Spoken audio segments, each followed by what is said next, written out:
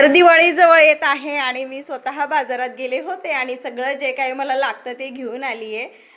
तर ह्या पंत्यासुद्धा आणल्यात बघा आणि थोड्याच आणल्यात कारण माझ्याकडे ना इलेक्ट्रिकल पंत्या आहेत अजून आणि अशा शिल्लक पण आहेत, नवीनच आहेत त्या, म्हणून म्हटलं कशाला आणायच्या जास्तीच्या. आणि हे बोळकेसुद्धा आणलेत बरं का, हे लागतात आपल्याला पूजेसाठी, त्यामुळे आणलेत. आणि आमच्या इकडे ना लक्ष्मी म्हणून खरी पूजा झाडूचीच केली जाते, तेही घेऊन आली आहे. आणि रांगोळी ना थोडीच आणली कारण भरपूर साऱ्या रांगोळी माझ्याकडे आहेत. आणि पपई कट केली तर हे बघा पपईमध्ये काय निघले, मी तर पहिल्यांदाच बघितल्यात अशा बिया वगैरे असतात म्हणून, पण मला काही ते खाऊच वाटलं नाही. मी म्हटलं नको, मग गुगलला सर्च केलं तर असतात म्हणे पपईमध्ये. आणि नंतर संध्याकाळच्या जेवणामध्ये सोपं बनवले, बाळाला अंडा ऑमलेट केलं पण तो म्हटला मला नाही खायचं. मग काय दिलं त्याला तूप, साखर आणि चपाती आणि केलं जेवण. तर